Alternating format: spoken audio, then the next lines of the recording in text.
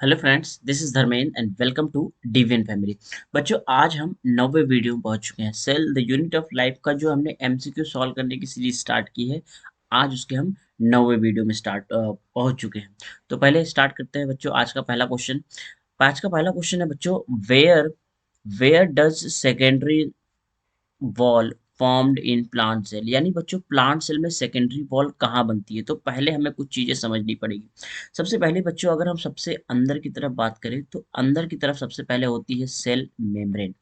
Cell membrane के बाहर होती है बच्चों सेकेंडरी सेल मेम्ब्रेन या फिर सेकेंडरी सेल वॉल। उसके उसके बाहर होती है बच्चों primary cell membrane.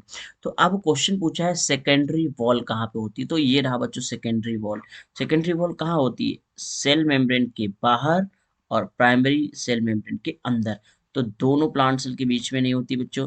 प्लाज plasma membrane के अंदर नहीं होती है, sorry. Inner to primary cell wall, primary cell wall के अंदर, यस ऑफ कोर्स सही है। And cell membrane, and cell membrane नहीं बच्चों, ये भी नहीं होगा।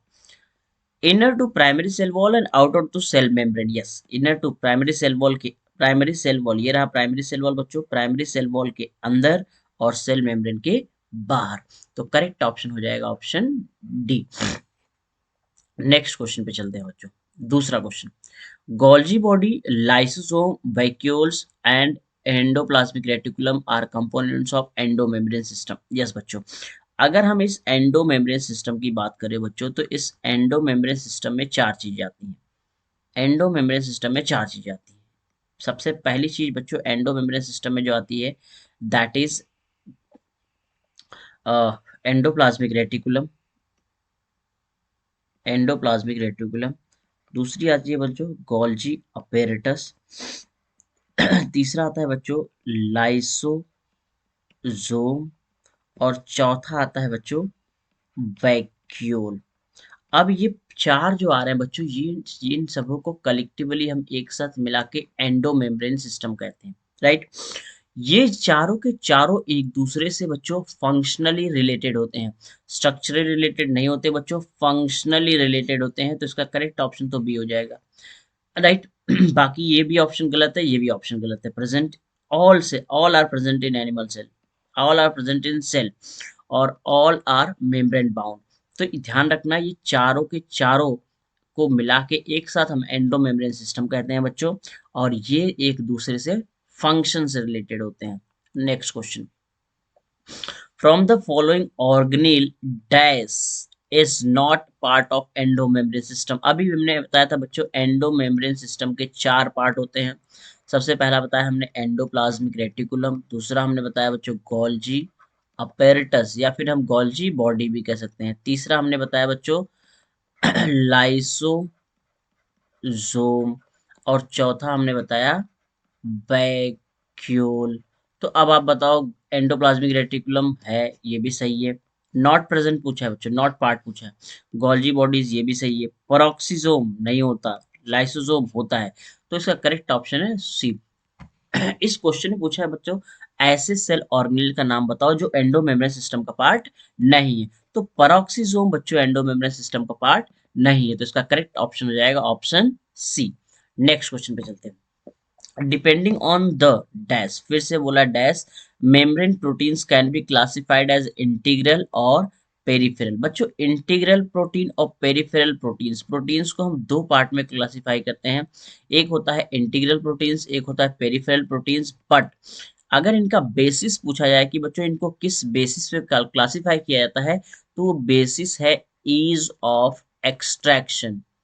ईज ऑफ एक्सट्रैक्शन के बेसिस पे इनको हम दो पार्ट में क्लासिफाई करते हैं। तो ध्यान रखना, ईज ऑफ एक्सट्रैक्शन इसका करेक्ट ऑप्शन है। लोकेशन भी नहीं है, बॉन्ड विथ लिपिड बाइलेयर भी नहीं है, और position with polar parts of membrane भी नहीं है। तो इसका करेक्ट ऑप्शन है ऑप्शन ए। लास्ट क्वेश्चन पे चलते हैं बच्चों। आज का last question, which of the following is not present in plasma membrane. बच्चों प्लाज्मा मेम्ब्रेन में क्या प्रेजेंट नहीं होता? क्वेश्चन ध्यान से समझिएगा, लिखा है not present in plasma membrane. अगर हम बच्चों इस प्लाज्मा मेम्ब्रेन की बात करें, तो प्लाज्मा मेम्ब्रेन जो होती है वो बाई लेयर होती है। बाई लेयर होती है, लिपिड की बाइलेयर होती है, लिपिड की बाइलेयर से बनी हुई होती है बच्चों। और वो भी बेसिकली कौन सा लिपिड? फॉस्फोलिपिड। कौन सा लिपिड बच्चों? फॉस्फोलिपिड। उसके बाद इसके अंदर होते हैं प्रोटीन्स, इसके अंदर भरे हुए क्या होते हैं बच्चों? प्रोटीन्स। ये प्रोटीन्स अभी थोड़ी देर पहले हमने पढ़ा, ये इंटीग्रल्स भी हो सकते हैं और पेरिफेरल प्रोटीन्स भी हो सकते हैं, राइट। तो प्लाज्मा मेम्ब्रेन में क्या प्रेजेंट नहीं होगा? फॉस्फोलिपिड होगा। कोलेस्ट्रॉल्स भी होते हैं बच्चों, कोलेस्ट्रॉल के मॉलिक्यूल्स ऐसे प्रेजेंट होते हैं। प्रोटीन्स भी है। न्यूक्लिक एसिड नहीं होगा बच्चों, इसका करेक्ट ऑप्शन हो जाएगा ऑप्शन डी, क्योंकि इसमें न्यूक्लिक एसिड प्रेजेंट नहीं होते। Nucleic acid basically genetic material बच्चों न्यूक्लियस में देखने को मिलता है, हमें प्लाज्मा मेम्ब्रेन में देखने को नहीं मिलता। तो इसका करेक्ट आंसर जो हो जाएगा बच्चों, आंसर डी हो जाएगा। आई होप ये पांचों क्वेश्चन आपको समझ में आए होंगे बच्चों। फिर भी अगर आपको कुछ क्वेश्चंस ना समझ में आए, कोई डाउट, तो कमेंट सेक्शन में कमेंट कर सकते हैं। और आपको इन पांचों में से कौन सा बहुत अच्छा क्वेश्चन लगा, वो भी कमेंट करके बताइए। फिर भी अगर आपको कोई डाउट है तो कमेंट सेक्शन में लिखिए। अगर आपको कोई सजेशन देता है तो आप सजेशन देना है बच्चों, तो आपके सजेशंस भी वेलकम है। उस सजेशंस को कमेंट सेक्शन में लिखिए, राइट। तो बच्चों पढ़ते रहिए, मिलेंगे आपसे नेक्स्ट वीडियो में, तब तक के लिए जय हिंद।